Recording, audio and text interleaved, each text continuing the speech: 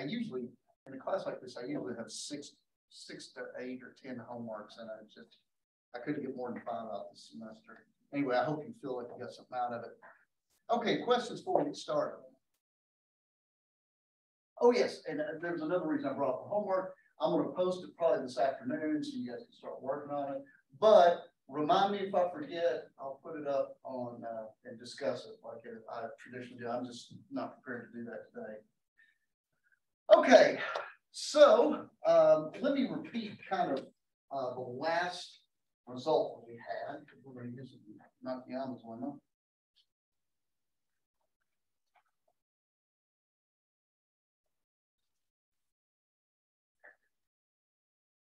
So the last thing we discussed was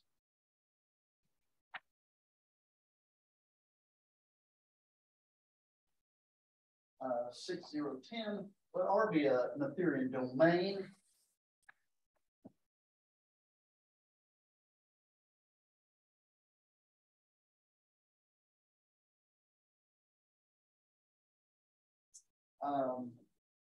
I proper ideal and a finitely generated torsion-free.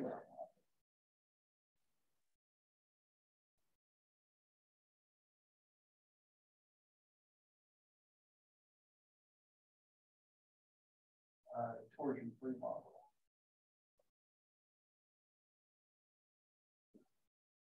Oh, let's see here. Right.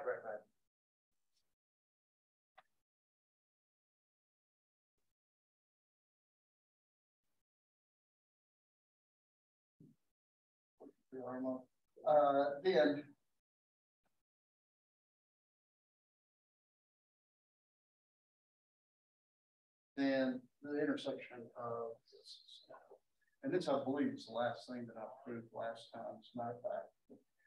And this leads us into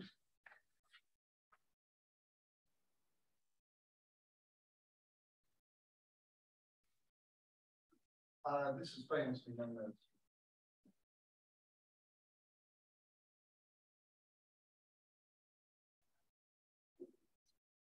Nakayama's lemma. Hey, yes, actually, the n that we chose in proposition 6010, is that n the number of generators for the R model? I think it actually. No, the n here is. This is the intersection over all natural numbers. Oh,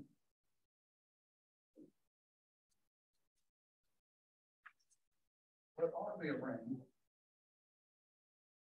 and a finite generator.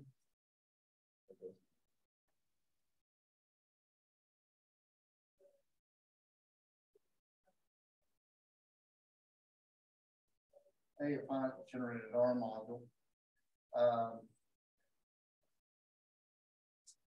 And assume, well, if JA equals A, or here J equals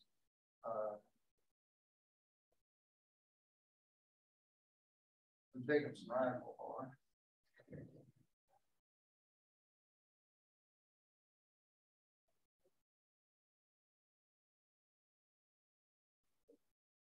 Then A equals 0.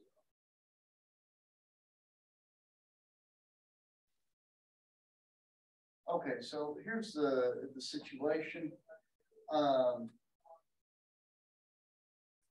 So you have R summary, and A happens to be a finitely generated R module. Remember what the Jacobson radical is. If you don't remember, Jacobson radical of R is the intersection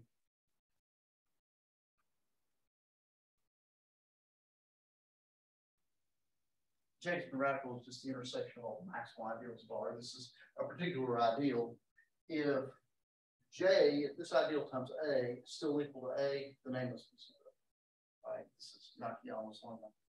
So this is going to depend on the fact that A is finitely generated, of course.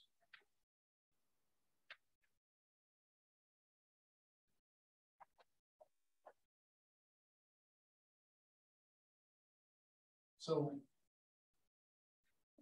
we assume that A is finitely generated, so there are its generators. And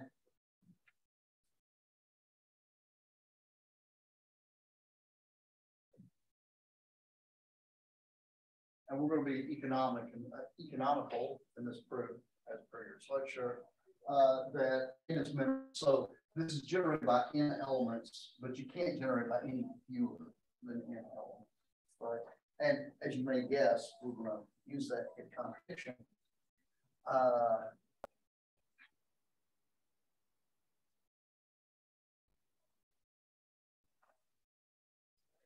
So we're going to assume that n is bigger than 0.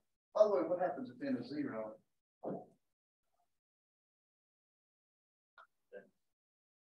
What do you say about A?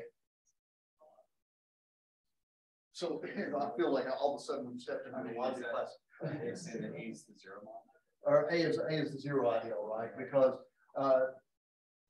so if you think about don't think about it in terms of kind of workaday generators. What it means to be the ideal generated by this is the intersection of all ideals that contain this set of elements, right?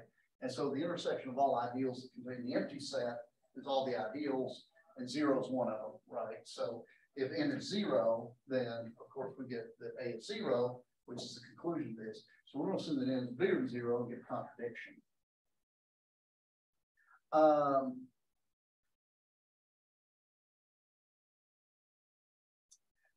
So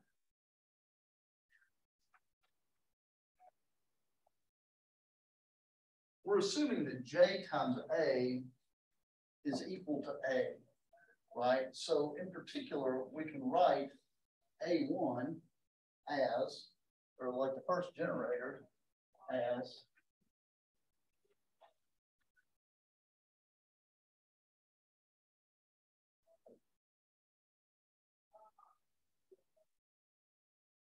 with Ji in Jacobson radical of R.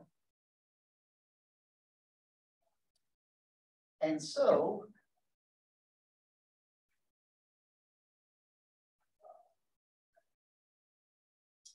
if you massage this a little bit,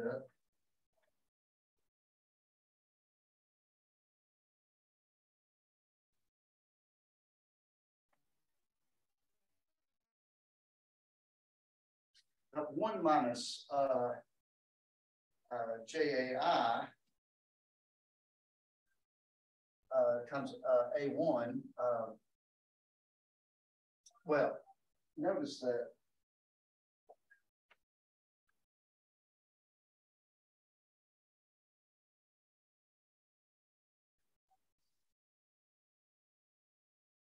what can you say about 1 minus J1? Now, the Jacobson radical, actually, assumption is very important.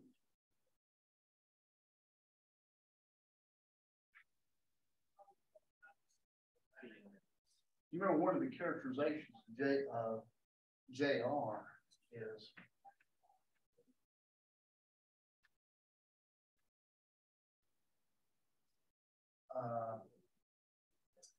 X is in J, if and only if anybody remember the characterization of this.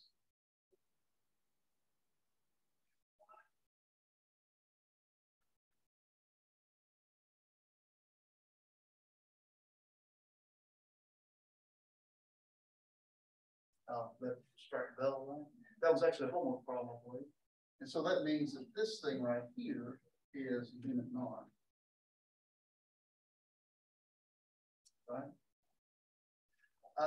And so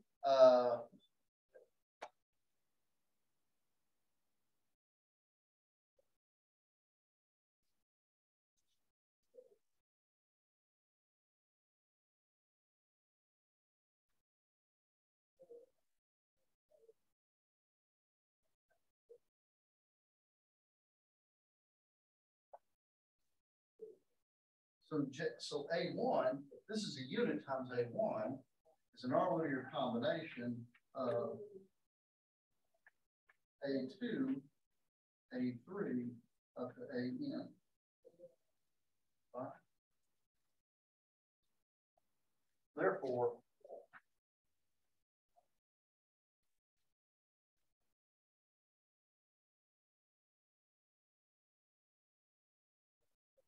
and this is a contradiction, because we assume that the number of generators in the first place was minimal, but that previous equation, since this is a unit, just multiply by the inverse on both sides, and you see that A1 is a linear combination of the other, so it's a redundant element of the basis.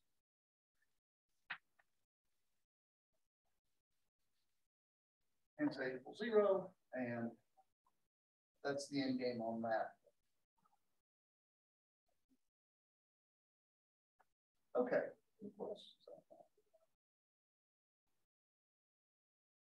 Okay, let me give you this last proposition here, and then we'll talk a little bit about zero divisors.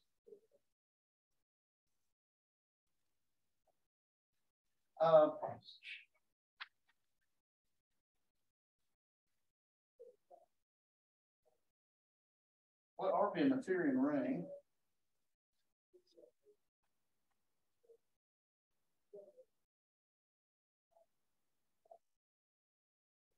With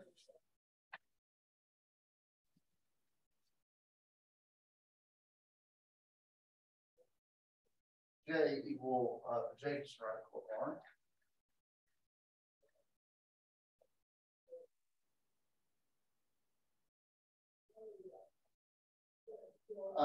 And A is a finitely generated R module. Well, if A is a finitely generated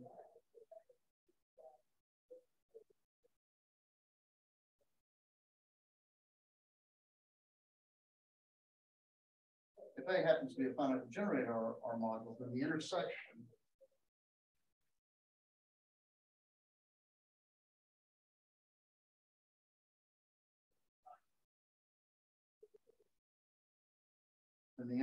of J and A is 6. This looks very similar to Nakayama's lemma, right? And it is related to it.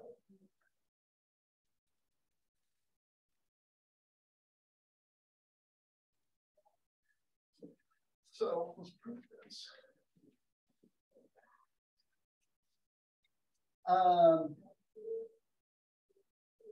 Let D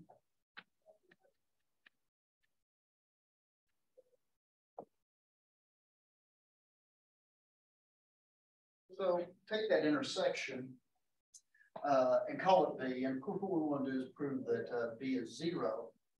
Note that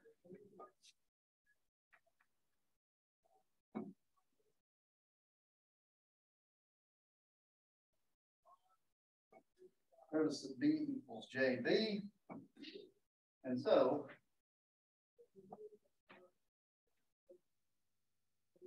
previous results.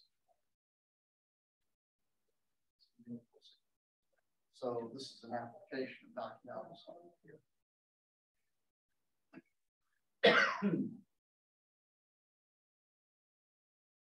Okay. Any questions?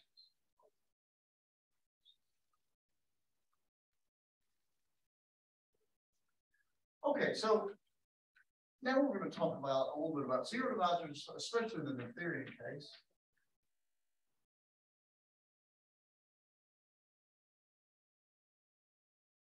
Let me first make an observation that may prove to be useful.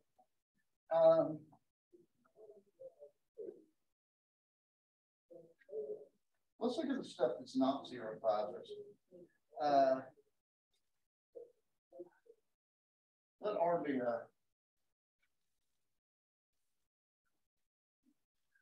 a ring.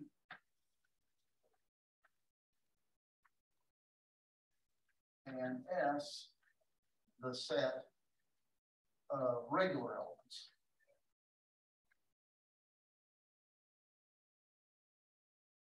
Regular is something, an adjective that's used often in community development. In this case, it means By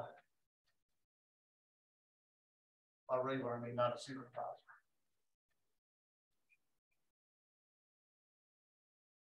Let me point out that under my basic assumption, there's always at least one regular element, namely the identity. All right. What if I said, okay, I've got the set of regular elements? What's one property, or what are some nice properties of the set of regular elements, the non-zero divisors?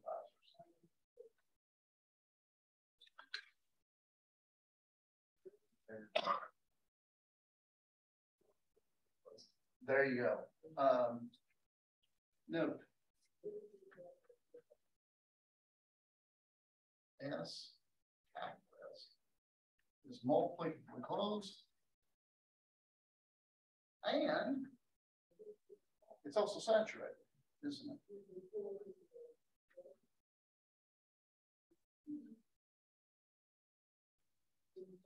Right. And what do you know about a multiplicably closed saturated set? It always kind of amazes me how much this kind of comes up over and over again. Anybody remember a characterization of multiplicably closed saturated sets? Section primal. You're close. Oh, sorry. Yeah, so S, in fact, I'll write it this way. S complement is a union of prime ideals. Well, what is the complement? So this means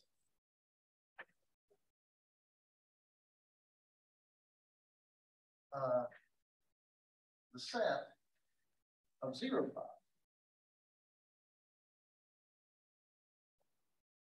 is a union of prime ideals.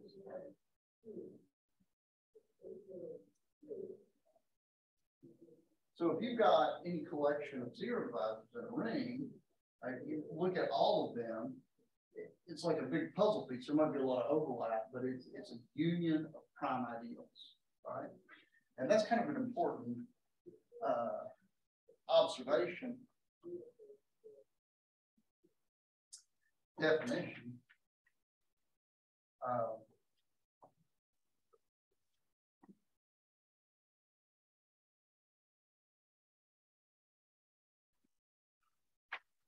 Definition.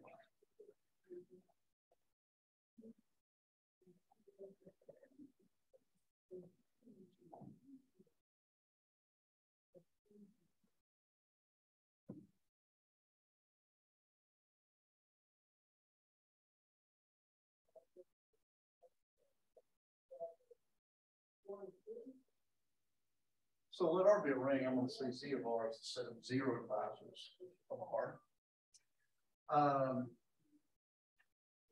We've observed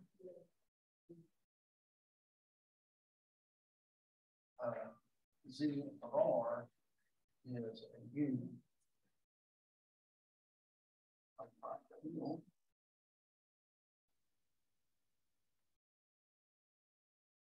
Right, because it's complement is the regular elements, which are saturated and multiply closed.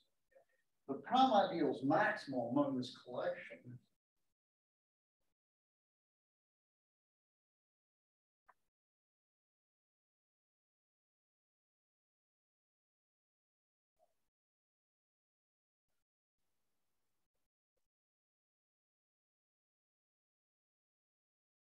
I'm going to refer to as maximal primes of 0 divisors.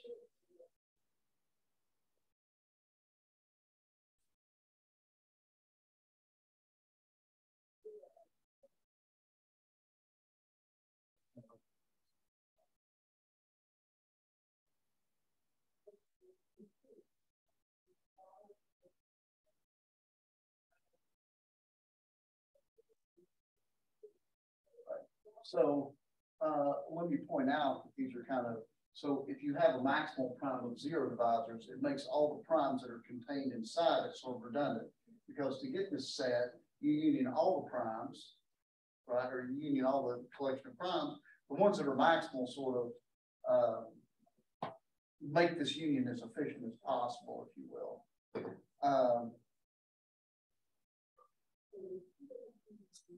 So let me further push the terminology in the following sense. Let A be an R module.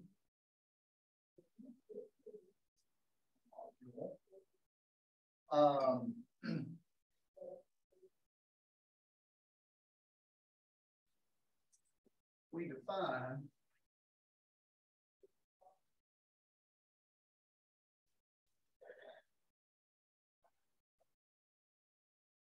Z of A. So this looks like my zero divisor notation here.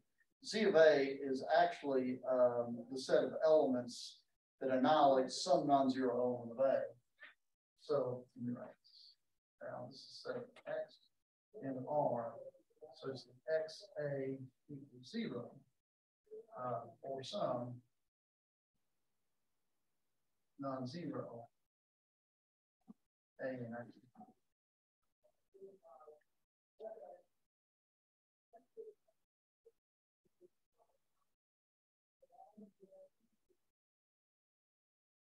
So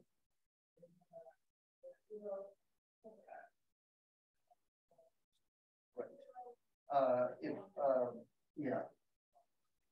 Let me point out, of course, that if A equals 0, so what would we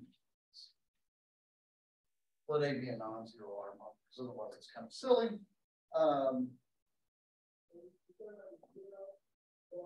Notice that CA is the complement of a saturated multiplicative closed set.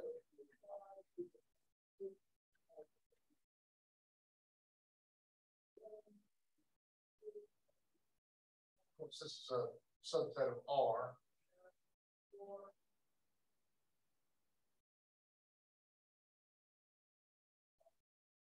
Saturated.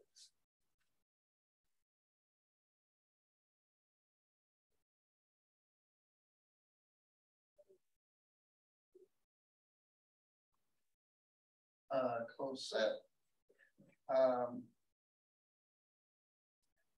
And so is a union of prime ideals.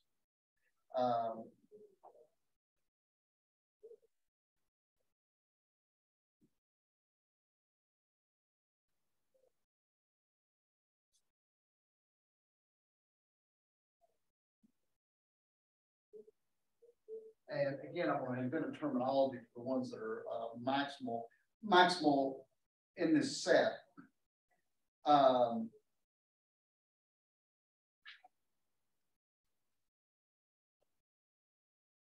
One's maximal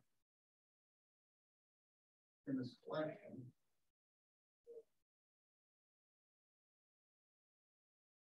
are called maximal primes of A.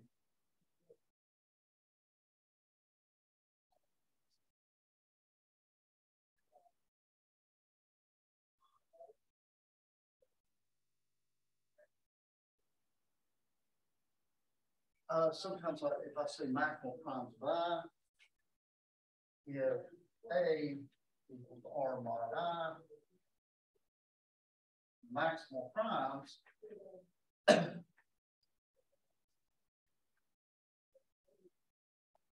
of A are often called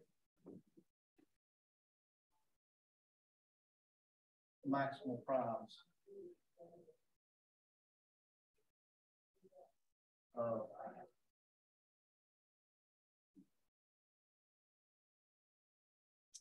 Okay, so now that I've kind of thrown some terminology around, let's actually explore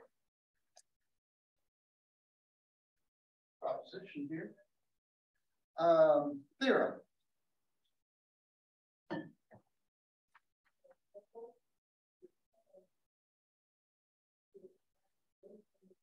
On the theorem and A a finitely generated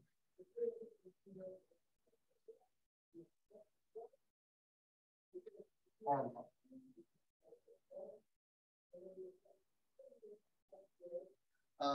Then there are only finitely many maximal primes of A, and each is the annihilator of a non-zero element of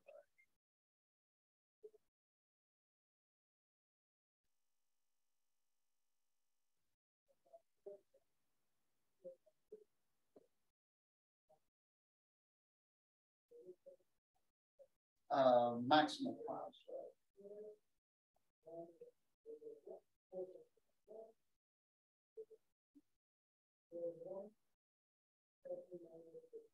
So in this collection of prime ideals that form this, whose union forms C of A, then there's only finitely many maximals. That result heavily depends on the fact that R is Noetherian, and each is the annihilator of a non-zero element of A.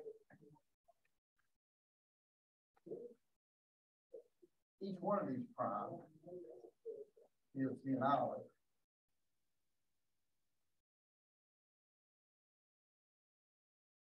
of a non-zero A.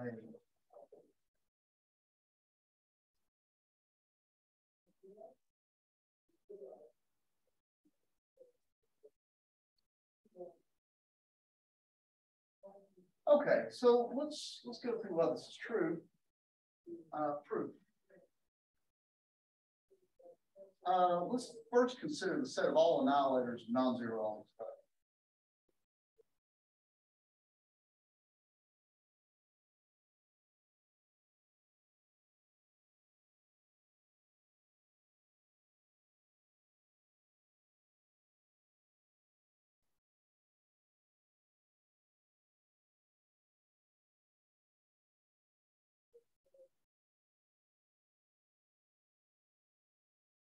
And you all know what I'm throwing this word around. You all know what I mean.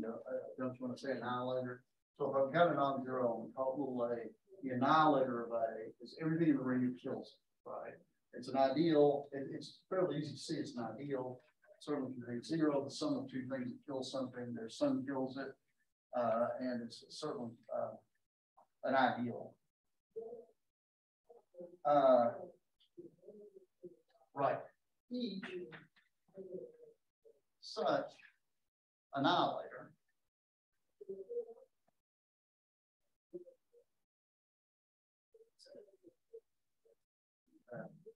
each such annihilator is contained in a max.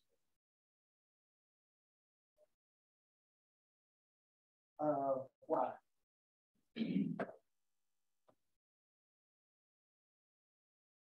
So if I have the annihilator of A, it's some ideal, kills A.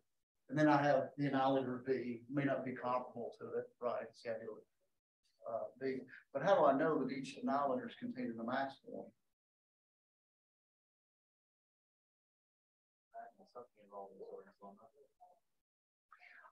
Yes, in general, maybe, right? But it's Noetherian, it's actually, that'll give it to you, right? So you don't have to resort to that because it's a Noetherian ring. Each annihilator is an ideal in there. And so it has to be contained in a maximal because, right, an equivalent characterization of Noetherian is any set of ideals has a maximal element in it, right? So,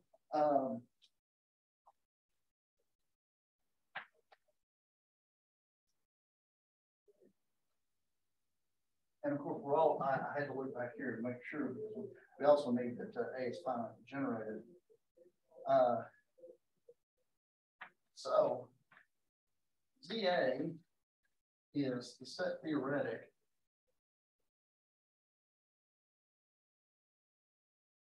union of these maximals.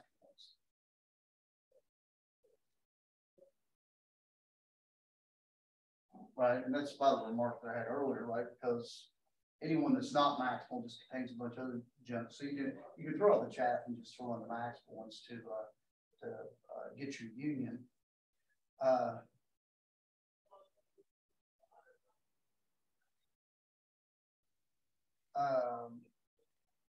And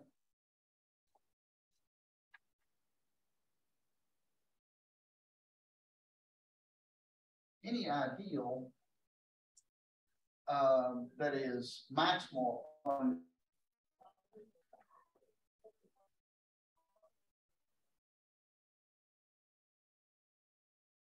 among annihilators of non-zero elements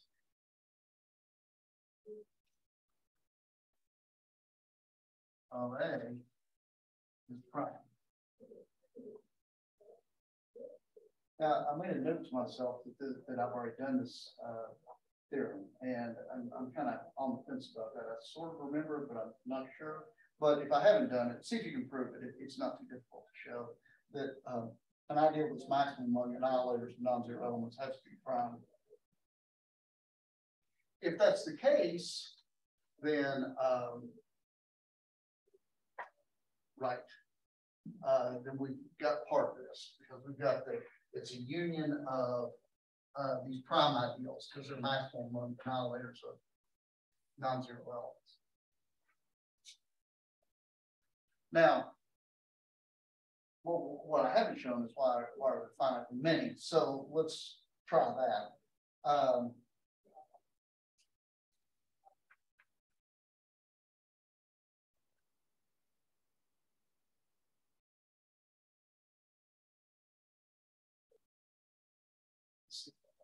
Why is there only finitely many? So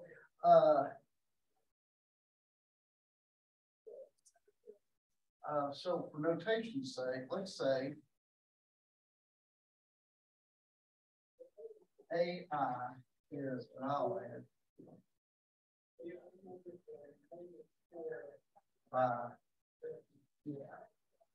So this is, and of course, this is one of the elements that actually have one of these prime maximal annihilators.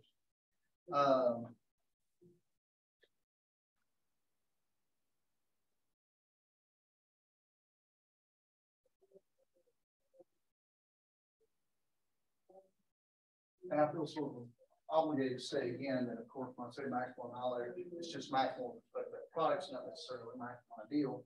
But we know that there's some collection. These ZAs are the union of these maximal annihilators. They're all prime, and there may be infinitely many of them at this point.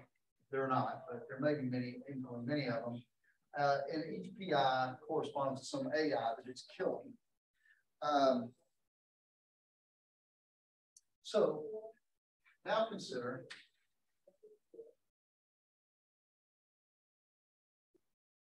the submodule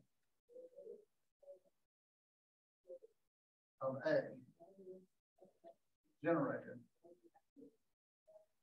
by the set AI by all these things here. Now, what do we know? We know that R is an Ethereum and A is finitely generated. So the submodule is finitely generated.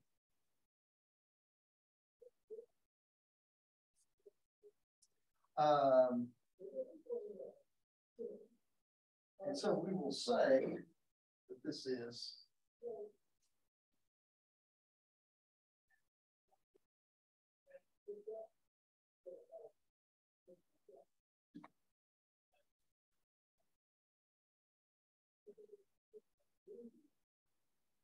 so that means there may be infinitely many of these AIs. The submodule generated by all those can be revamped.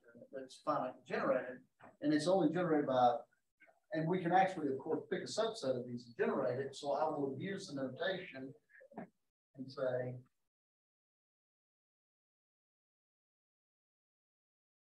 so we pick n of those things that do the generating for us.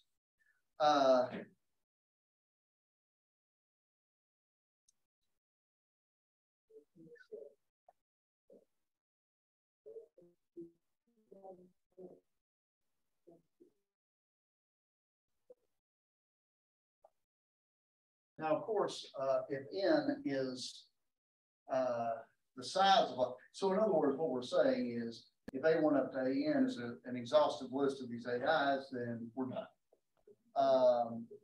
If not, then we can write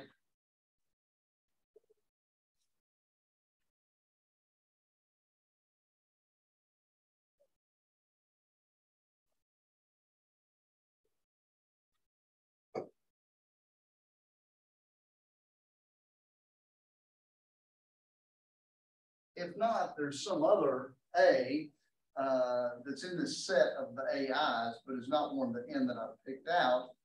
And I can write A as R1A1, R2A2, plus RNA.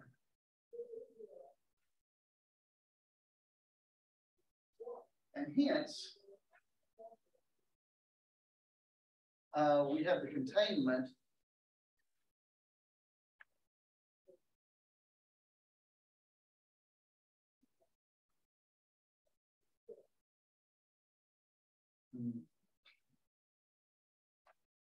let's say P is annihilator.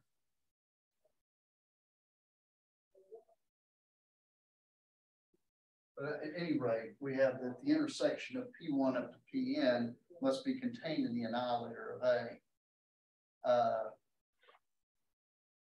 Because, of course, if you have some X that kills each of these AIs, then it must also kill A as well, right?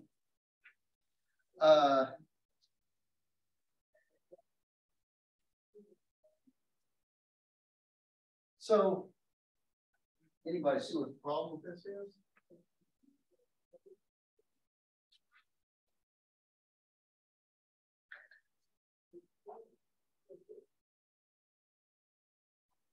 What happens when you have a prime that contains an intersection of primes, finite intersection of primes?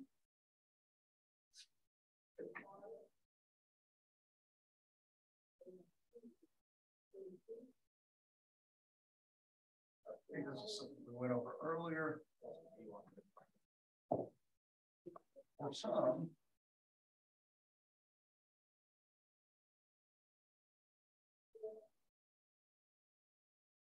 okay, one of those primes in that intersection has to be contained in P. And this contradicts my formality. Because here is an annihilating ideal that's strictly contained in another annihilating ideal. And we had those all kind of separated out by maximality.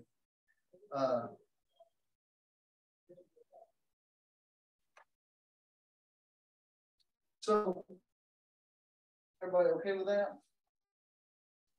There's one more comment I need to make on this proof, and that is,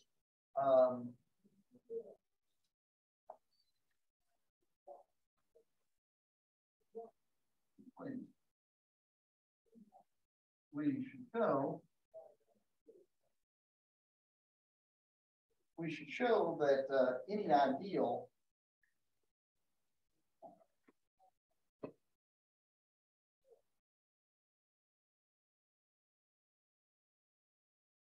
that's contained in ZA is actually contained in one of these PIs.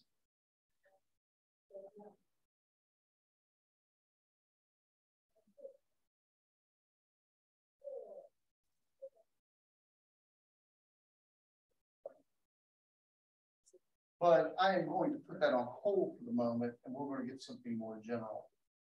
So there's my mostly complete proof just for right now. Okay, any questions? So for the next little bit here, I am going to generalize the word subring. And let me make that statement here. just for your notes, and then we'll talk about, I'll talk about this when I give the result itself.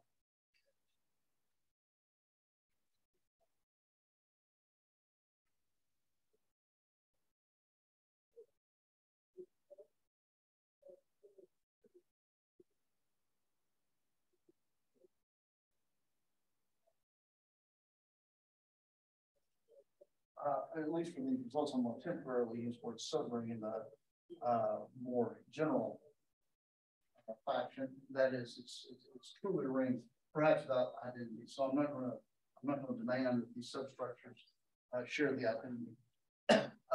Proposition.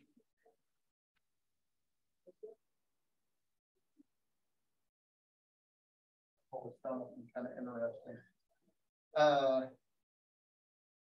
Let R be a commuter ring.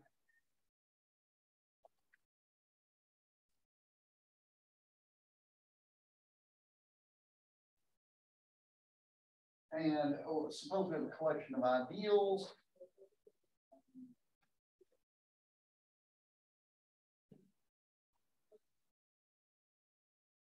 All ideals. And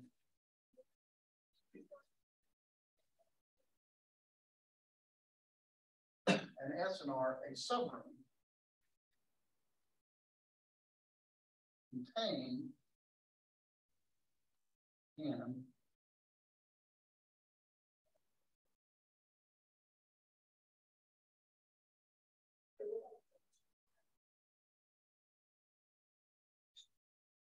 the union of all these ideals J. So take all these ideals thrown together and R is some subring.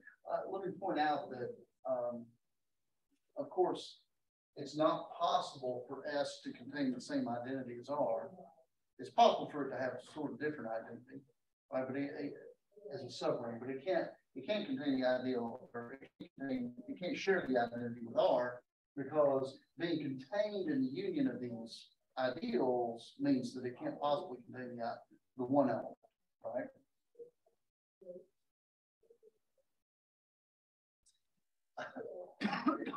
So you'll see why I like this theorem when I give you the punchline here. If at least n minus 2 of these ideals are prime,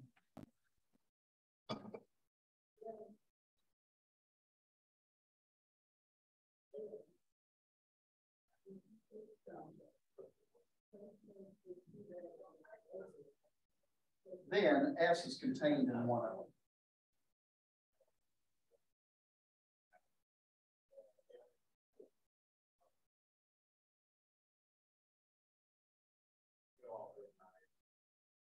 How many of you think this is weird? I think this is kind of a weird result, kind of strange.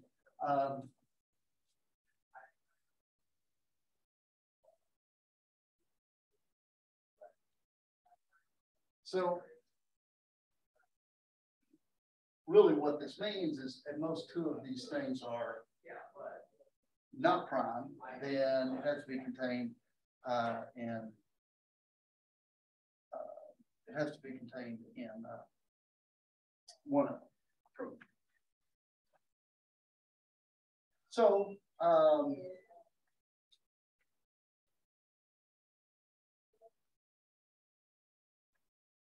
we'll go by induction on N.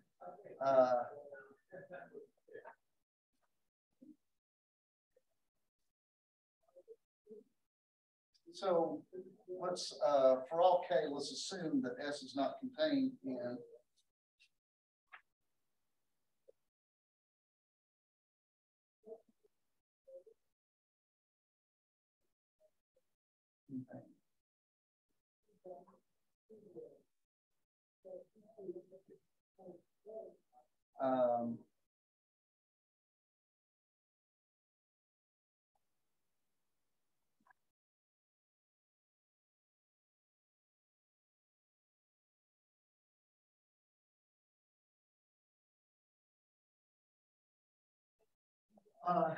what this notation means, I'm stealing from the topologist when I put a bar over it, I mean omit that. So this means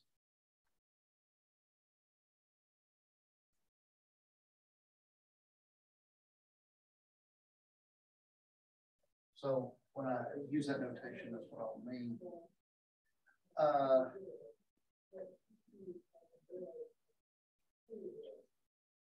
So for each K,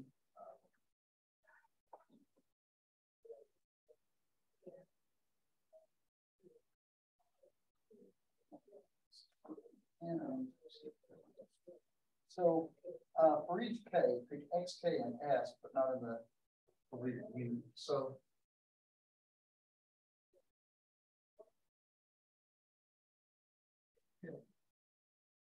X, K, and S, but not J1. Deleted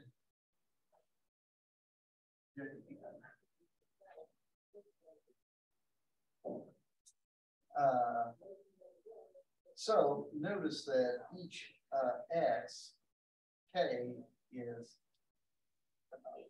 yeah.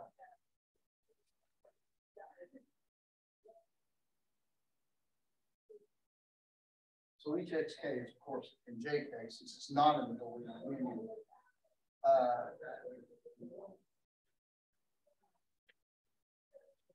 Conclusion of theorem is easy if n equals 1. If n equals 2, on the other hand,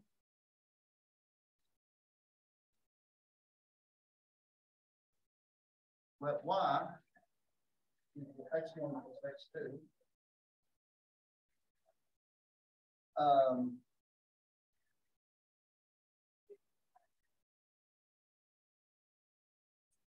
But now, y's in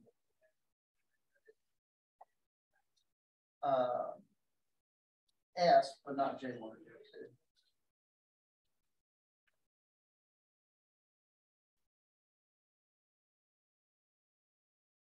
And of course, this is a contradiction because S is supposed to be contained in the union of J1 and J2. All right, yes.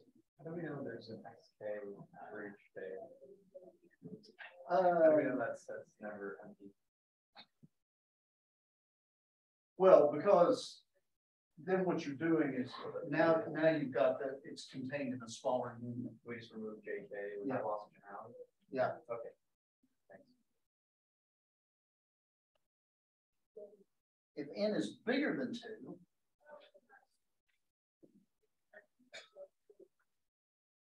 if n is bigger than 2, then at least one of the JIs must be then at least one of the JIs must be prime. 1 is prime without loss of generality. Because if you're bigger than 2, you've got at least one of them has to be prime. And let y be x1, x2, x3. Yeah. So it's x1 plus that product. And again, we have y as an s.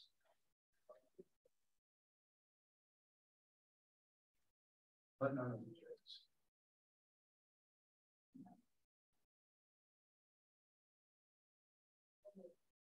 And that should do it. So I know I had to go through that rather fast to finish off. So put that in your pipe and smoke it. If you can't, if it doesn't come clear for you, then just let me know. Any questions here or out there? I encouraged the math club today, and otherwise, you all have a good weekend, and we will see you on Monday.